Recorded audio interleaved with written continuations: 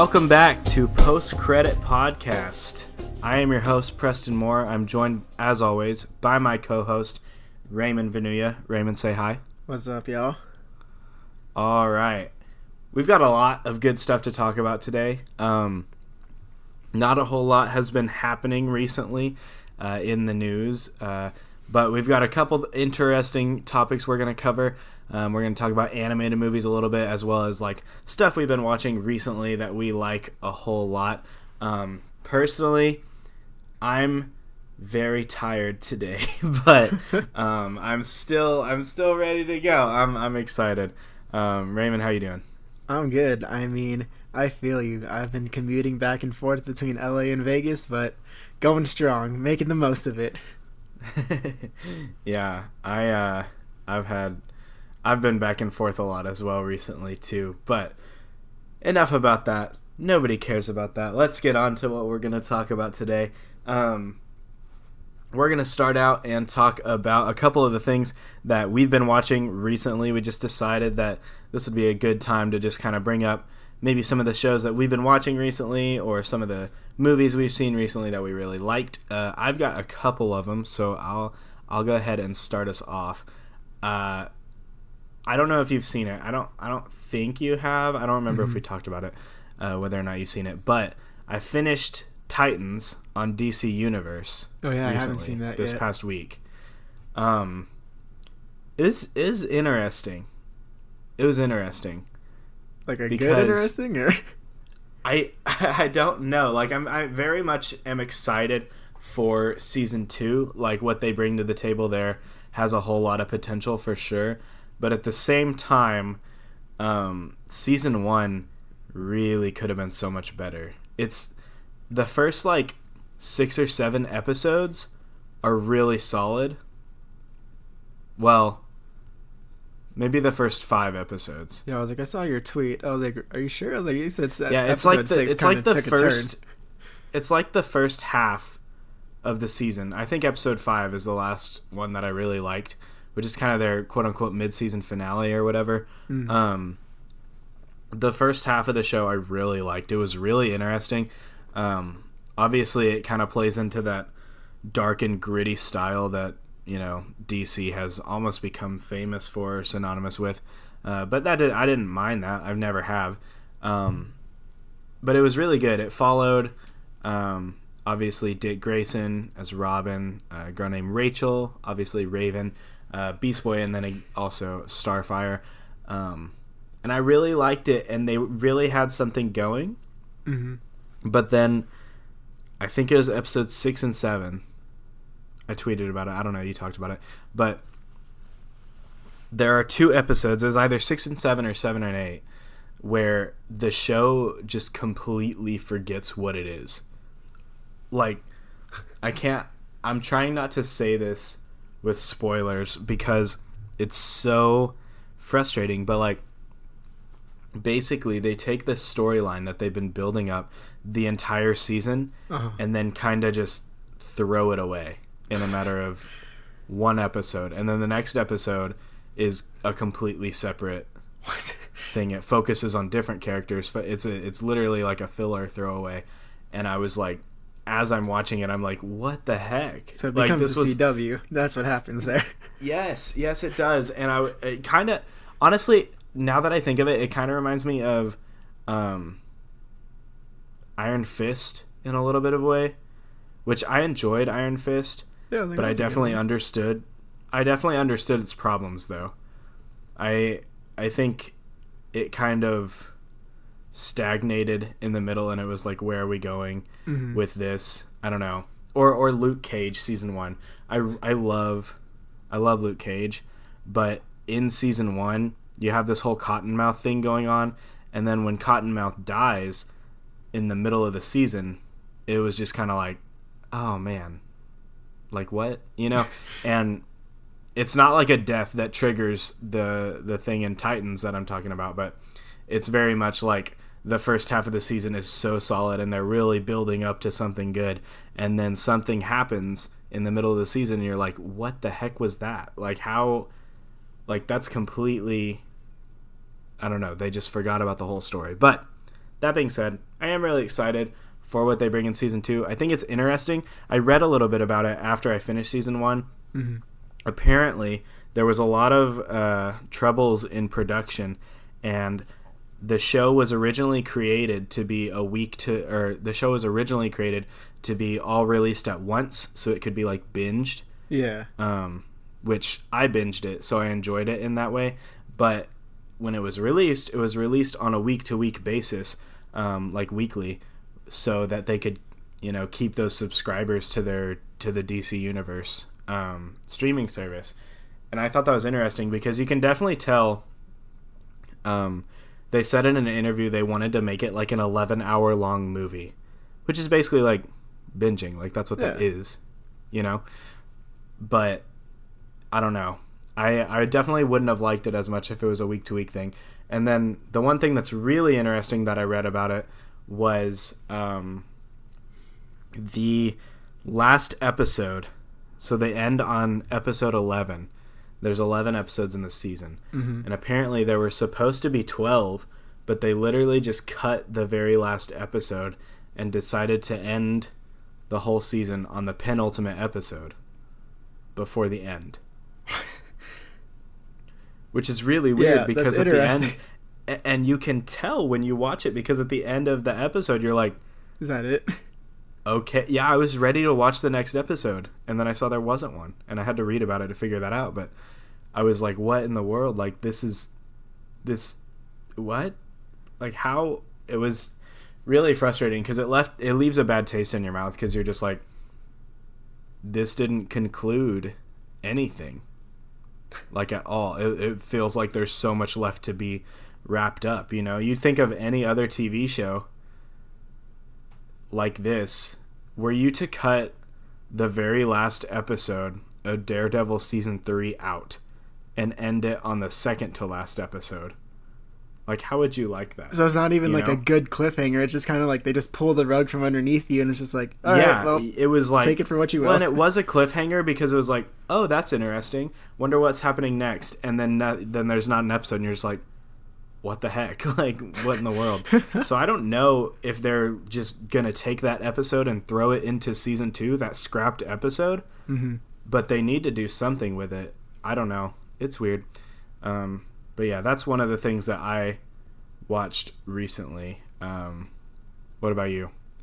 For me, I haven't really been watching a lot of stuff too much, but so I had to pick something that was kind of quick and just something that you could just kind of watch and not have to like analyze to the deepest extent. But I actually just, I don't know what like got over me, but I was like, oh, you know what, I'm gonna watch Rick and Morty.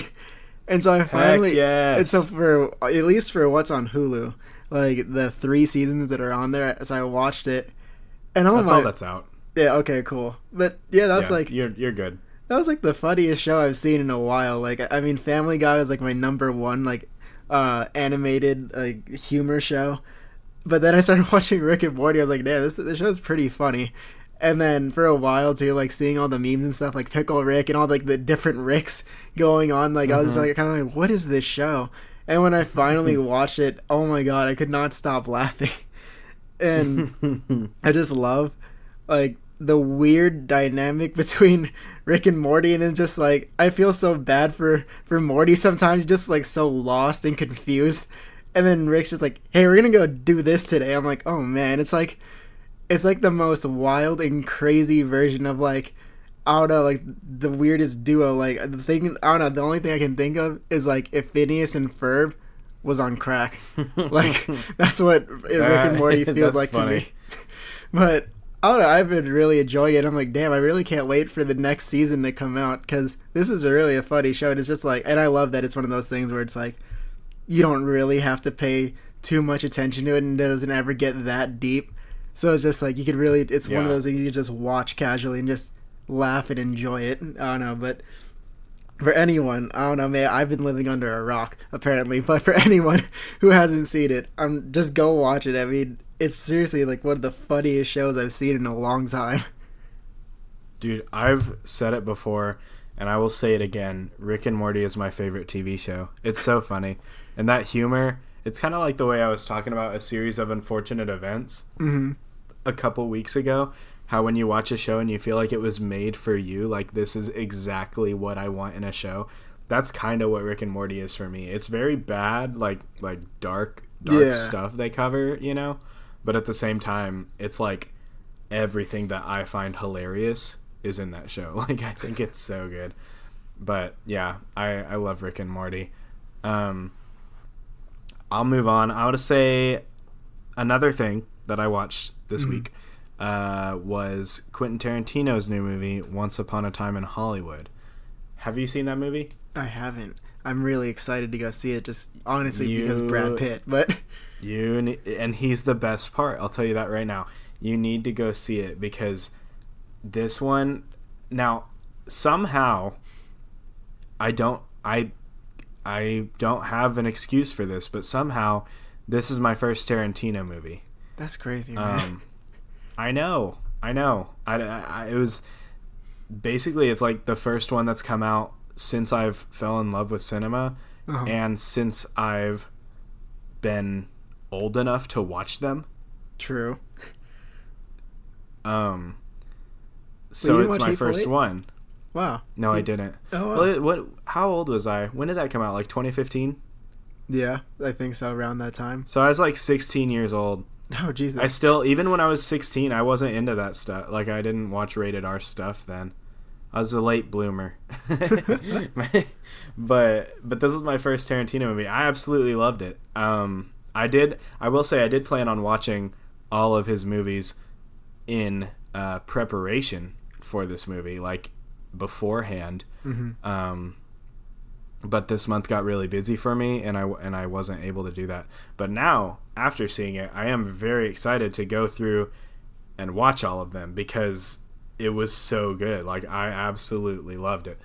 Obviously, I won't spoil much, but Brad Pitt, probably the best part. But Brad Pitt and Leonardo DiCaprio, their chemistry is great. Like, and their characters are so well fleshed out and so well written that there's a scene, this isn't a spoiler or anything, but there's a scene where it's literally just them watching TV.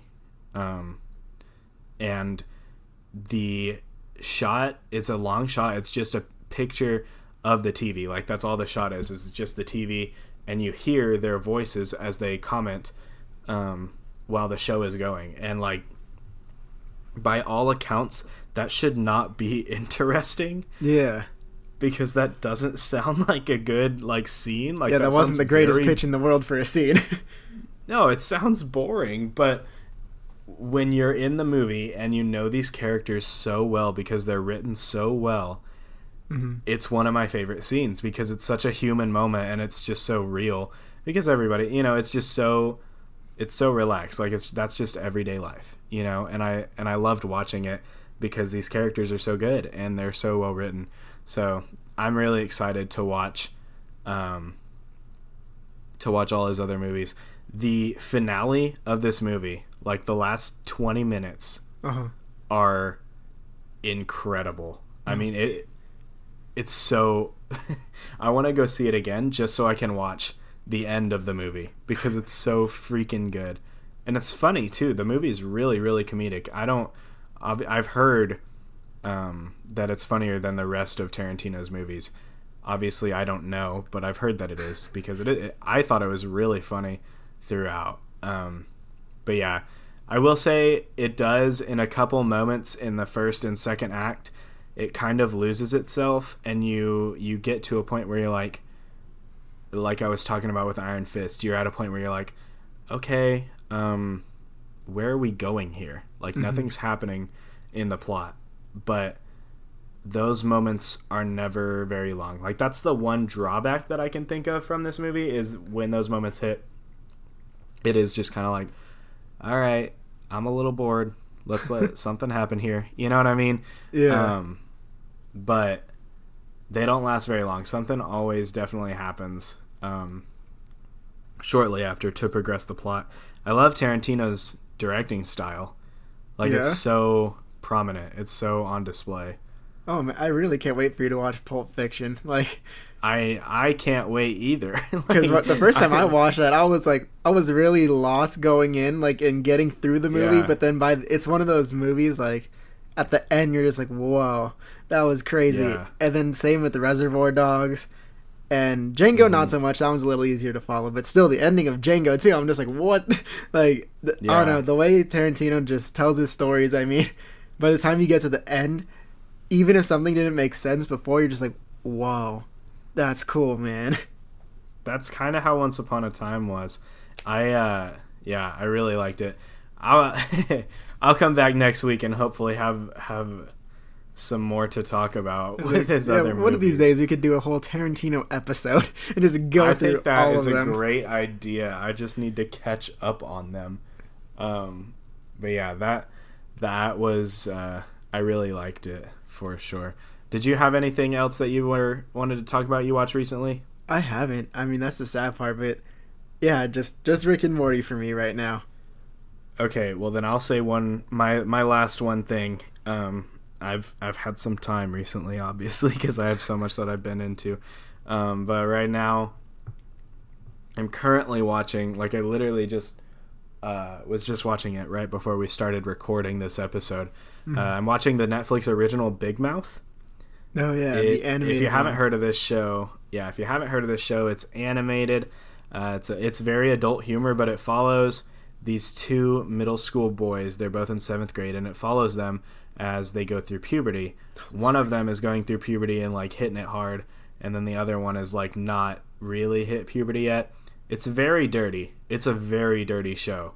Like really, really just gross, honestly. when you take a step back and look at it, you're like, this is gross. But it's hilarious. It is one of the funniest shows I've seen. If you like Rick and Morty, you will like Big Mouth. I'll say that. That is 100% the same style. Maybe even better. I'm only 10 episodes in, so I can't really say much as for my like full thoughts on it, but I do really, really like it. It's only one season so far, right? No, it's 3. 3? Oh, Jesus. Yeah. So I have a lot. I have a lot more to watch, and it just got renewed for like 4 more. Oh, that makes sense. It got nominated for an Emmy. No, for real? Yeah. It's really a good show. It's Nick Kroll and John Mulaney play the two kids. And I love me some John Mulaney. That's why I started watching it. But Nick Kroll really carries the show. It's like he's one of the creators, and he plays like 6 or 7 characters in the show. Nick Kroll does. It's like Seth MacFarlane for Family Guy. Yeah, that dude plays John Mulaney. Everybody. Yeah, and John Mulaney plays a bunch of different characters as well.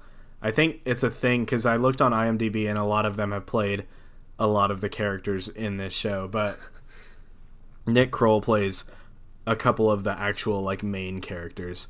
So, but yeah, it's a really, really fun show. I definitely recommend it. So, that being said, we're going to segue into our main topic for today, what we're going to talk about for about probably the next 20 minutes or so. We're going to talk about animation. That's a nice little transition there from Big Mouth and Rick and Morty. But we're going to talk about animation, animated movies, why they're good, what makes them different, what separates them, and we're going to kind of dissect it. So, Raymond, what, in your opinion,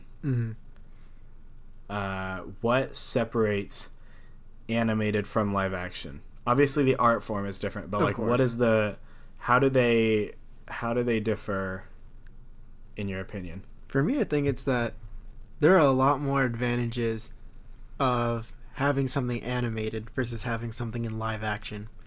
Just because, like, a big thing that I keep coming back to on that is Family Guy. Like, the outlandish humor and things that you can do with a show like that, you just can't recreate those things live action, or else it'd just be, well, one, it'd be really disgusting.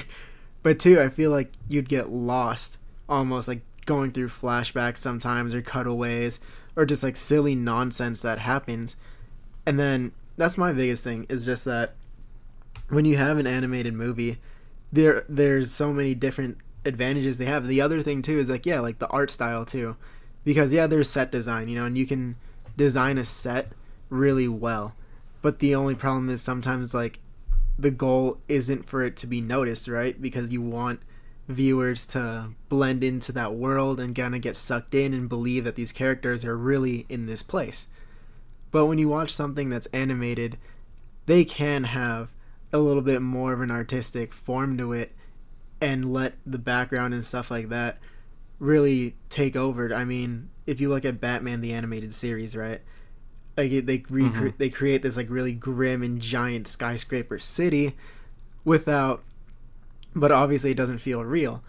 And even though the art's beautiful, and you notice as soon as you watch it, like, wow, the art's beautiful. That's just something that you don't get to when you watch a movie and you're like, oh wow, this set design is great. You know, it's just because, no, you're so focused because it feels real. And so my point is, yeah, it's just like the advantage of animated over live action is that you don't have to make it feel real. Instead, it can just be a part of the art that wows you and kind of brings you into that, because it's still real to the character, but it brings you into the movie more. But what about you? Like, those are the things that like jump out at me when it comes to anything that was animated. Really good. Yeah, I so there's something about animation. The cool thing about it is that, as opposed like live action, you know, you have a little bit of leeway with CGI these days, and you can create, you know, whatever you want with CGI, but on some level that is animation, you know. But yeah, anyways, live action, you do have, obviously there are pros and cons to each, but the cool thing about animation is that you have a blank slate. Like, you have, like, the possibilities are literally limitless. You don't, like, the sky is the limit and then some. It's such a unique art form in that you really can do whatever you want. You know, you look at Rick and Morty, may be one of the best examples of that, because of all the wacky, crazy things that they come up with. And they integrate, like, all the different kinds of aliens, like all the different words that they just say out of nowhere. Like, it's so, and that's one of the things I like about it, is everything is so weird, and it's so, like, there's so much that is just completely original, you know, to where they, you know, they came up with this completely originally, and they started with a blank slate and they made something crazy out of it, you know. And that's what makes Rick and Morty so cool, and that's what makes animation, in my opinion, maybe a more superior art form, in that you really do have no limits. It's just your creativity and your imagination, and you just you do it. And that's what's interesting to me about animation, is that it's the most, you know, when you're watching an animated film, you know, you're watching, or a series or whatever, you know, you know, you're watching directly what the creators wanted, because they can create that. There's no hindrances. Whereas with live action, you know, maybe different set designs, different pieces, it doesn't work, whatever, you know, there's so many moving pieces that go into a live action creation, to where can be a lot of hindrances, especially even with like budget, you know, even if you're thinking about CGI and live action, you know, like if you don't have the budget, your CGI is not going to look good, and that's going to put a hindrance on you. Whereas with animation, you really can just take this blank slate and just paint a picture however you want to paint it, you know. And that's really, really cool to me. That's what sets it apart for me. And like piggybacking off of that too, is just that when you think of it as a blank slate, right? I think another advantage about animation isn't, I mean, of course you have your voice actors, but the idea that you can literally control how your actor or how your character looks, and how their eyes move, and how their hair waves, and what their fingers are doing, you know, all the little nuances to their character that you wouldn't know to give an actor. You know, like obviously like the great directors and great actors can do it. You know, like they can create the little character traits for their role. But when you're writing it, you know, maybe those are things that you leave for the actor and director to fill. But when you're making an animated movie, especially, I find it amazing that you can really control their body language and the way that they literally move. You know, I mean, what sets apart like Woody from Buzz? You know, like Woody moves so nonsensically, you know, because he feels and has always been a toy. You know, and Buzz, at least in that first movie, moves like a soldier almost because he truly believes, you know, that he is this space, you know, warrior. And it's just like things like that, I feel, give it that much more room to be greater. But at the same time, it's one of those things like when you have more control and you have so much to work with, it almost, I feel like it's a giant risk doing an animated movie, because if you don't make it really compelling, I mean, I'm not saying it's always going to be bad, but it's going to be the worst thing, which is worse than bad, is going to be boring. You know, like there's nothing worse than a boring animated show or movie, because when you can't like relate to the characters, or if there's nothing truly compelling about it, that, I mean, you're just not going to watch it. You know, like that's just the end of it.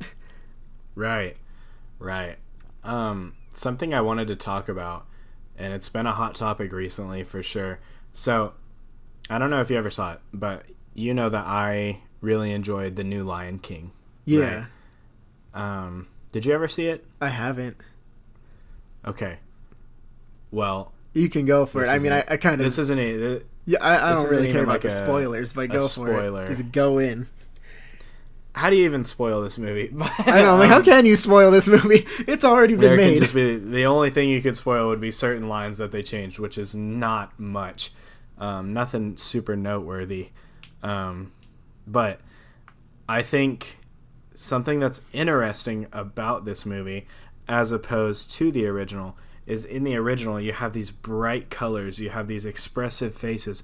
When Simba is sad that Mufasa dies, you feel that because you see it on his face. You see him crying. You know, there's so much. When Zazu is angry that Simba and Nala went to the elephant graveyard, you see that because he's got these big eyebrows and he's an angry little bird, you know, and you see it in his eyes and the way that he moves, you know. And when Rafiki is crazy, you see those crazy eyes, that crazy uncle, like he literally is, you know, that weird, you know, I don't even know, crazy is the one way to describe Rafiki, you know, although like wise and stuff, he's whatever. Like but the you know, old wacky like spirit guide kind of character, right? On an emotive level, you see it. You know, you see his face, you see the way he acts, the way he laughs. You know, it's all very like expressive, and it's big and it's out there. You know, and even with like Timon and Pumbaa, when they're singing the song, you see their faces during Hakuna Matata. You see all the ways they deliver certain lyrics and stuff. You know, when Pumbaa is like singing "When I Was a Young Warthog," you know, like screaming it out. He's like really sad, and then you see him cry and all that stuff, and it's like it's a big thing. And when like Nala, when she attacks Pumbaa, right? And Pumbaa's like running, you see it zooms in on his face and he's terrified and he's got those big eyes. There are so many things, and that's just one movie, given it is my favorite movie of all time. But that's just one movie, right? Yeah. And there are so many things that you can take from you. I mean, you take a screenshot, and hold me to this. You take a screenshot of any single frame in The Lion King, and it will look like a work of art, period. It's a beautiful movie, and it's beautifully done, and it's beautifully animated all around, you know? So there are so many things that you see, especially when you're talking about characters. You see these emotions because the lions, although you know they're lions, basically what they do in this animation is they give the lions as many lion characteristics as they need to, but then everything else they make human. You know, the eyes are very human, their mouths, everything, the way that they act, you know, even sometimes the way they walk can be human, you know? Yeah. And that goes for every single movie, you know, especially when you look at Pumbaa. Pumbaa does not look like a warthog. He looks just enough like a warthog to count as a warthog, but nothing else. You know, like when you look at a real warthog or Pumbaa in the new Lion King, and you look at Pumbaa in the old Lion King, they don't look alike at all, because Pumbaa in the old Lion King doesn't really look like a warthog, but he looks enough like a warthog to where you know that he's a warthog. You know what I mean? So when you strip all of that, as they did in the new Lion King, you lose all of the magic.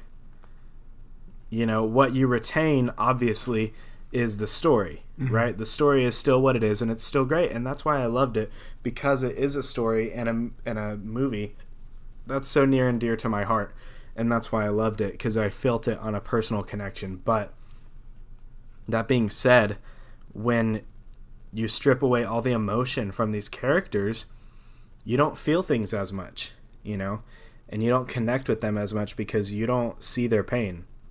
You know, when Mufasa dies in the new Lion King, Simba literally has a blank stare on his face, as he does with every single other line he has in the movie. It was a really weird thing, because oftentimes when I was watching the movie, I felt like I was watching, and obviously I was, and obviously this is how every animated film is, but it's hard to describe the way I felt, because I felt like I was watching footage, but then they CGI'd a real lion's mouth to move and had someone come and say their lines. It's like, I don't know if that makes any sense at all. That definitely, it's basically like watching the Nature Channel, and they just kind of be like, all right, let's just fix the mouths really quick. Exactly. There were a lot of moments that I thought I was watching that, and because I didn't feel like Simba was saying those lines. I didn't feel like that lion was talking. I felt like Donald Glover was talking, and there was footage of a lion also where they made his mouth move. And that sucks, because you took away all the creativity, and you make it just it's too realistic, you know. No, definitely. I've gone on a bit of a tangent here with The Lion King, but like I said, I did really enjoy this movie. I enjoyed it because it was The Lion King. You know, and there was no way I wasn't going to enjoy the movie unless they didn't tell that story, which obviously they were going to. But it lost a lot of its magic for me. It was a very forgettable movie. I find myself not being able to remember certain parts of the new movie because I don't remember anything that was necessarily like struck me as great. You can remember like Can a You couple Feel the Timon Love and Tonight in Daylight? That was weird as heck. What I do remember, what I remember was the best parts of the movie, which was some of the performances and Timon and Pumbaa, the humor that they had.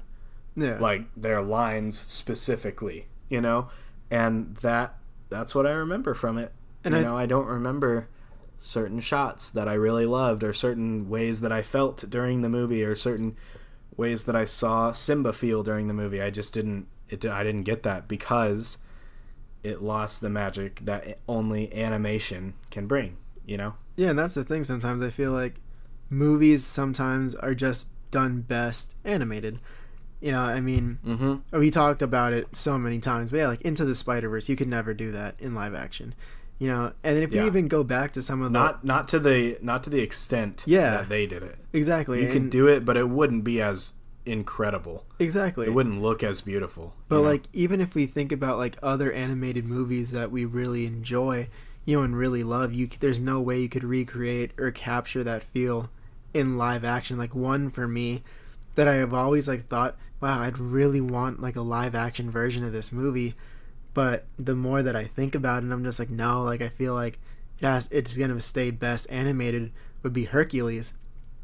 I mean, I love that movie. I think that's one of my favorite of like those older Disney animated movies. And I'm just like, that's realistic. They have gods. I mean, we've seen Wrath and Clash of the Titans. We've seen 300. We've seen so many movies done in that same sort of time period. I mean, even Harry Potter had centaurs, and it's just like, oh, I'd love to see that in live action. But then the more I really think about it, I'm like, no, because then it's going to feel like it should be 300 and I shouldn't get Can I Go the Distance, and Hero to Zero and Dancing Vases, and Talking Demons from the underworld, because then it just becomes too real. And I feel like, and that's something I feel like people had an issue with Christopher Robin, which I loved personally, because I love Winnie the Pooh. But the fact that you had talking teddy bears, and Ewan McGregor walking through a hole in the tree to go into this world where teddy bears talk and they befriend this owl, it just becomes too realistic when it's one of those things that works better as an animated movie. And I don't know. I thought they did that really well, though, in comparison to some of these live action remakes. That was one of, if not the very best one. Exactly. But and for some reason, I guess other people would disagree. But I feel like, the medium of animation over live action is just, there's so much more to it. And I honestly do believe that maybe, who knows, in 30, 40 years, we could see, live action not being the new animated, where it's like, oh, some animated movies are the norm because, we talked about with Gemini Man, how they were completely crafting Will Smith's other half, like his younger self, not through de-aging, but through fully animated CGI character. Yeah, that's a fully animated character. I mean, look at Avatar, for the most part. A lot of that is motion capture, but the fact they're still generating these images, that I feel like that classifies it as animation. And for me, it's just like, okay, well, if they're going to do that with most movies now, and we see how many movies are green screen with motion capture, especially, and to the level that they're done, I would not be surprised too if in the future the film industry does say, well, we're gonna do things mainly CGI based, because then one, you don't have to pay actors as much, because they're not on screen, they're not on location, they're not on set, it's all done in a studio. And that's something that I will say that Ang Lee, the director of Gemini Man, said that it costs way less to have Will Smith just get out there and do his thing than to create a whole new one. Really? Yeah. That's interesting. Because I feel like maybe it might be more expensive. But maybe I don't know the actual figures of it, but I'm pretty sure that it costs way more to create a character through motion capture, performance, and CGI than to just pay the actor. That's true. You might be right on that. But at the same time, when you think about that, the control that it gives the artist. No, yeah, for sure. It's hard to pass that up, especially for people who are purists, of their own creation. Like, I wouldn't doubt that if Quentin Tarantino, could say, no, I want to make movies my way, because that's his big thing. And he's like, that's why I write and direct my own stuff, because I don't want to make your crappy movie. I want to make my movie. I would not be surprised if he could completely generate the perfect actors for his next movies. I don't doubt that he would. Yeah. For sure. Yeah. I just feel like that's something I could definitely see us leaning in. We already see how much we're leaning on animation, right? And on computer generated stuff. Oh yeah. Yeah. You think of the way that Avengers Endgame was filmed. Oh god, yeah. I would be curious to know the percentage of screen time in the movie, if you took the percentage of screen time that had something CGI or green screen. Yeah. And go on. Is there anything in that movie that's not? For real. There's got to be only a few, which is definitely crazy, but that's kind of the way we're going. And although these CGI creations can be amazing and beautiful, in my opinion, there is something magical about, just a movie that you can tell when something's real and when something's not. Yeah. Even in, and I love Captain America Civil War, but when you watch Captain America Civil War, that airport is not real. Like, that airport is CGI. It is very gray, and there's something about it, you can tell the way it's shot, Whereas when you watch Daredevil, not much is CGI. Yeah. You know, like, you know where they are, you know, and you know they're there. You know that's a practical set. And I love practical sets, you know, set extension like that, where Same. they, as much practical stuff they can, you know. Yeah. I love that. And, you know, this is kind of off the topic of animation for sure, but at the same time, it is on the topic of CGI and stuff like that, where, like, I appreciate a movie a lot more when it uses a lot more practical sets. That's one of the reasons that I really like Star Wars The Force Awakens, is J.J. Abrams came in and he said, we're going to do as much practical as we can. Like, we understand that it's Star Wars, so there does need to be a lot of CGI. Yeah. For sure. It's Star Wars. Obviously, there needs to be visual effects. It pioneered visual effects in a way nothing ever had in 1977, you know? Mm-hmm. So obviously, with the story they're telling, you're going to need to use a lot of visual effects, but he came in and he made a lot of that was practical. You look at, this is a fun fact, in the movie, you know the character, I don't know how to pronounce his name, Unkar Platt, the guy who sells Rey the portions. Oh, okay, yes. He's like 1/4 portion. Yeah. You know? Yeah. You know who I'm talking about? Yeah, I got you. Unkar Platt is real. No, for real? That was a suit. That wasn't a CGI thing. That was a real suit that Simon Pegg wore. And yeah, isn't that cool? That's a practical that's suit. impressive. Yeah, I love that, because there's something about it when it's not CGI. It just has a realness to it, you know? And Definitely. That's why I like in The Last Jedi, whenever Yoda was a puppet and not a CGI creation, you know? I think that is a lot more human, and that's a lot more... And obviously it was a callback to Yoda in The Empire Strikes Back, but I love that. You know what I mean? So... See, I do too. But it is sad something that... Mm-hmm.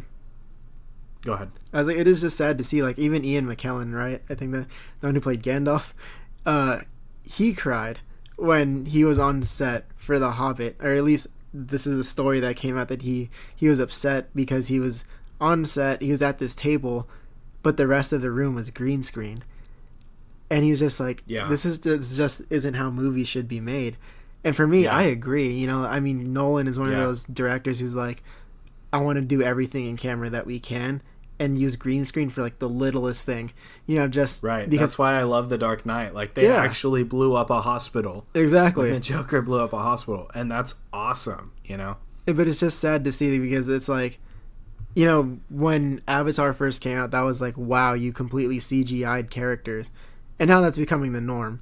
And so for me, it's like, if the further we go along, I'm not surprised that these things are, you know, just as technology goes, things get cheaper and things get better. So I wouldn't be surprised if the quality of, you know, Infinity War isn't as expensive 30 years from now. You know, and it's like, oh yeah, I can make that. You know, that's pretty easy. Are you kidding me? I make that on my MacBook 17 Plus. But, you know, at home, it's just like, and that's what filmmaking becomes. Obviously, I don't want to see it go down that route. And I know that there's always going to be people who are like, no, we got to do things on practical sets. But especially with blockbuster movies, it's hard to pass up when you can tell stories with that, especially if one day, you know, like in the future, it becomes that much cheaper to do it. Yeah, for sure. So all that being said, you ready to move on to our final segment? Let's do it. All right. So we've kind of got off topic a little bit, but we've talked about animation a lot, and we've talked about live action a lot. CGI is becoming animation. I mean, they're pretty close. I think The Lion King 2019 should be eligible for Best Animated Picture at the Oscars. I don't see why not. There's nothing real in it. Anyways. It's true. But we are going to discuss 3 of our favorite animated movies. Now, this might not be like our very top 3 ever, because we have not seen every animated movie ever. But these are just 3 that are some of our favorites that we really like. So that being said, Raymond, would you like to kick us off? Yeah. Number 3 for me is probably Hercules. I touched on it earlier, but man, that movie just gets... I love that animation style from back then. I know that the newer animation style is still pretty cool. How it all looks, like more 3D and all that stuff. But I just love that 2D like animation where it's just like hand drawn and stuff like that. Like, oh yeah, I wish we got more of that. Yeah, like it looks really cool, and I still enjoy that art style a lot. But yeah, Hercules was just such a good story, man. And then for me, out of all the Disney songs that just like touches my heartstring, it's I Can Go the Distance, because I felt bad for him. I was like, dude, you don't even know how great you are supposed to be. But it's just, oh god. And then in the end, that's a great song. Yeah, like the very end of the movie, like it gets to me when he's like, I'm gonna jump in there and go save her, and it's like he's willing to give up everything. And then of course, he comes back out and he's a god, and then he still chooses, nah, I'm gonna stay down here. I mean, he's like, I'm gonna be a friendly neighborhood Hercules. Like, that's what I was just like, oh god, that gets to me. But obviously I know it's like not even probably in like the top 5. No, it's okay, it's at least in the top 5 of all Disney animated movies, but it's definitely my number 3 of all time, of all my favorites. But your turn. What's your number 3 favorite animated movie? Oh man. So these 3 are just my 3 favorites.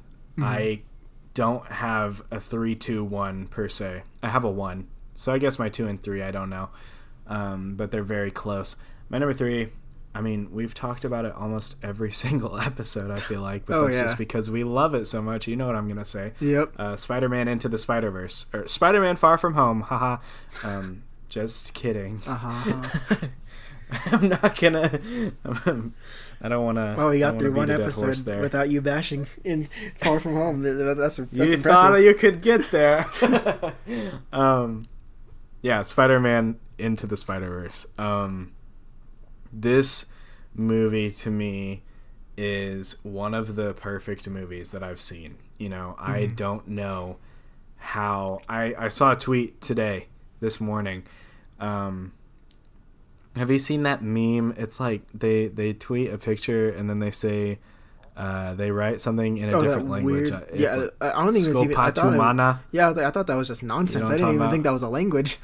Yeah, so apparently it means like, what's your opinion on? But anyways, someone quoted one of those with it was an Into the Spider-Verse one, and they quoted it with, "How can you dislike this movie?" Oh yeah, I saw that. It had 32,000 retweets, and I was like, yeah, that sums it up. Pretty because much. If you dislike this movie, it blows my mind. Like, how can you dislike this movie? There's so much to like about it. Everything is so good. We've talked about it so many times. Like, this one is just it hits different. It's a special movie.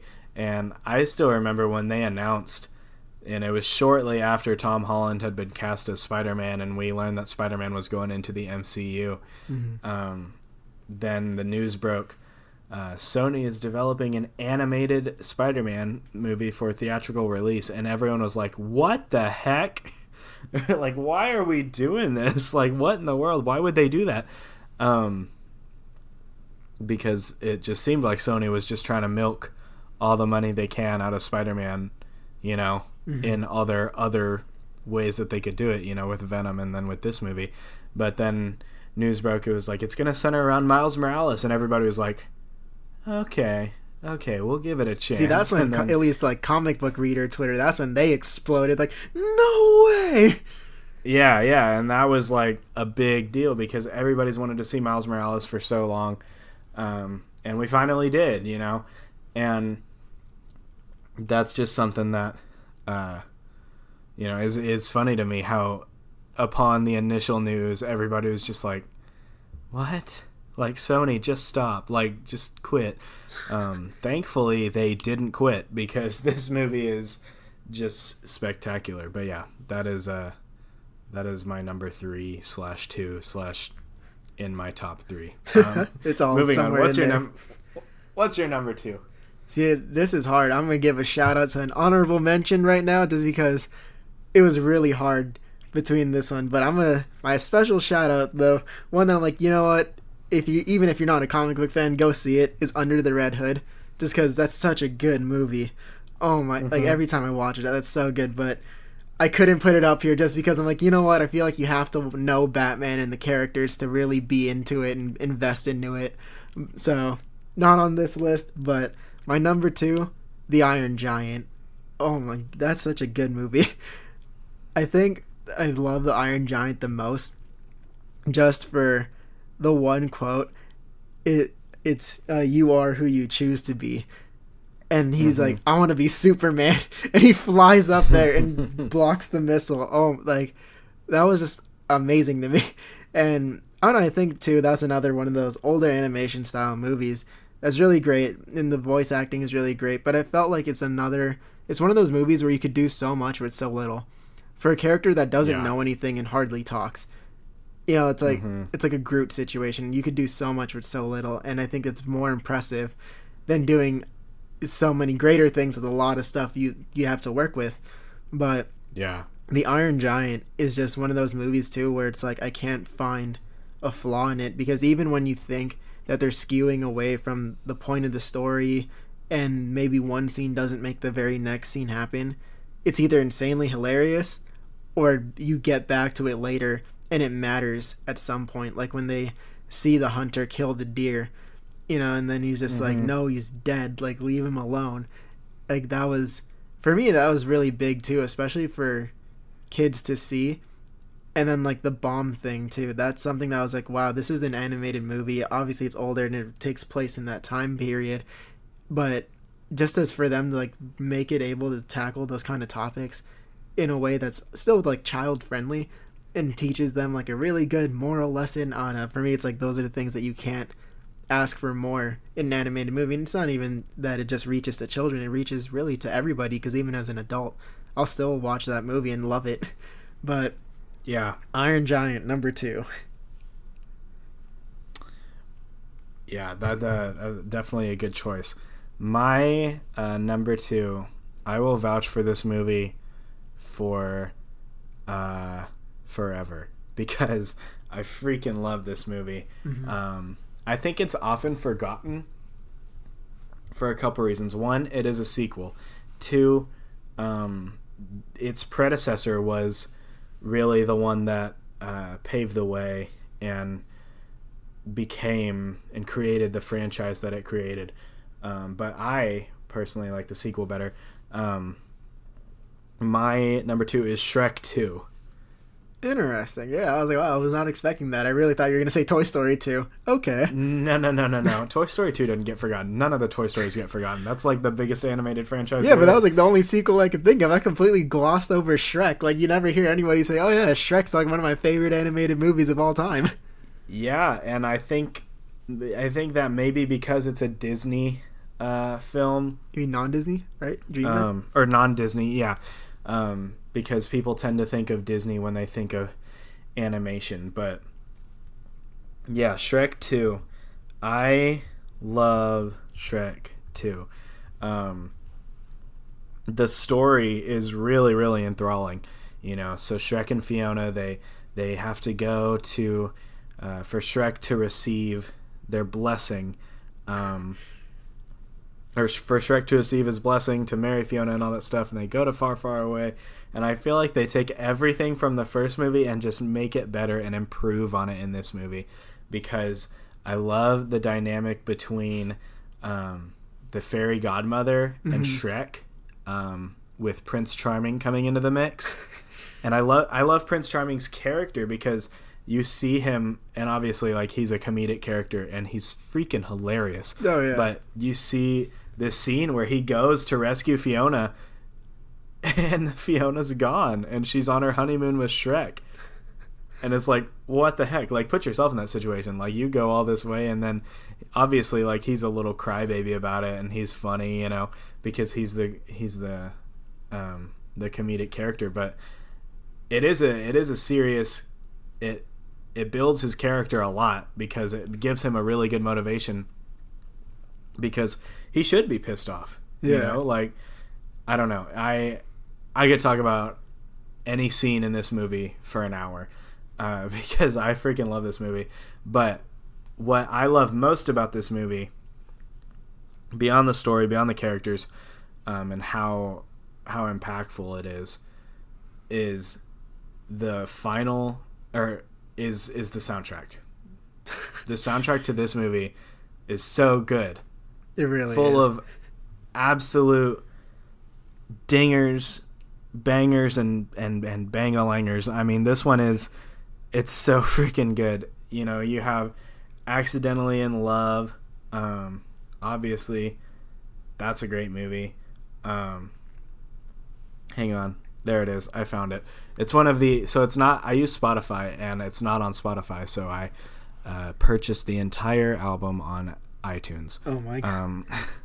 Because I'm dedicated. You have Accidentally in Love. There's Changes by David Bowie. Funky Town. Yeah, that's a banger. There's the song. It's called I Need Some Sleep. Mm-hmm. The song that plays whenever Shrek finds like Fiona's diary in the middle of the night. Yeah. And realizes that he's not who she always wanted to be with. There's Livin' La Vida Loca, which is great because it's sung by Eddie Murphy and Antonio Banderas. But then obviously the greatest ever. It's literally one of the greatest finales of all time in movies, in my opinion, is the holding out for a hero scene with the fairy godmother. Mm-hmm. You know what I'm talking about? Yeah. Oh my goodness. That scene, the stakes are so high, Shrek has to get there by a certain time, and if Fiona kisses Prince Charming, then she's going to fall in love with him, and there's this banger going on the entire time by the fairy godmother, and then they've got Mongo, the giant gingerbread man. I know, like that scene was epic. It's one of the best scenes ever, and I absolutely love it. Sometimes I'll be bored and I will just go on YouTube and search Shrek 2 holding out for a hero scene, because that scene is amazing, and if I could just watch that scene on repeat for the rest of my life, I would not be upset at all. I love that one scene. Like that, just it ties it all together. It's so awesome. But yeah, I'll stop ranting about Shrek 2's finale. The greatness of Shrek 2 and its finale. It's so good. I kind of want to watch it today now that I've talked myself into it. Maybe I will. But anyways, your number one. So my number one animated movie, God, like this was hard, but at the same time it's really easy, because when you say like, oh yeah, have you ever felt that there's a movie or show catered personally for you? This is the one for me. It's definitely WALL-E. I love WALL-E. Yeah, WALL-E's just so good. And when he listens to that like old song, what do you call it? When he's like, on your Sunday clothes, there's lots of work. Exactly. There. Oh my, like I love that song. And then yeah, just the fact that he doesn't even talk. You know, he doesn't say anything. He just makes little screams. I'm like, oh my God. It's like basically it's like if you got all the best parts of R2-D2 and made an animated movie out of it, you'd have WALL-E. And then I also felt like it was just one of those things where it like it tackles those conflicts that we go through. I mean, having everybody, you know, litter and destroy our Earth. So it's like, all right, we're just going to go find a new one instead of cleaning it up. You know, that's like, wow, that's like a very real human issue. That's something that people would probably do. And then the fact that, oh yeah, we made this giant ship and here's like this beautiful recreational facility, but we're also giving you guys chairs that will bring you everywhere and do everything for you. And so, of course, what happens at the gym? No one uses it. Yeah. Right. That sounds like a very, very human probability. It's a very American thing to do. Oh, God, yes. Okay, like I didn't want to say it, but it's true. Yeah, that's like as America as America gets. We're going to put you guys on a giant cruise spaceship, and that's what it's going to... And I love that the symbol of hope for them is a leaf. Like, just the fact that they could even potentially have life on Earth is enough to get them to go back. I was like, wow, that's truly, truly beautiful, because it does just speak to the whole Earth is our home, and no matter where else we go, you know, whether it's on a spaceship or trying to find a new planet, Earth is always going to be our home. So it's like, if we have a chance, you know, at saving it, we should. That's also my shout out. Y'all save the turtles. But that's my thing. WALL-E is just a great movie. And it's one of those things where it's like, they do so much with so little, with 2 characters that don't talk. Oh, yeah. It's crazy how they, like WALL-E and Eve, especially WALL-E, but both of them really have such developed characters. Yeah. And, like, you really feel for them when they don't speak, you know? Yeah, exactly. Like, it's really, really, really cool. But, so... my number one, kind of already talked about it a little bit. I'm willing to bet like $100 I could take a guess. Yeah, it's The Lion King. I mean, I grew up watching this movie on a daily basis, like all the time. And it's my favorite movie of all time. I think it is the best movie of all time. Like, I love this movie so much. Mainly, it does have a very personal tie-in to me.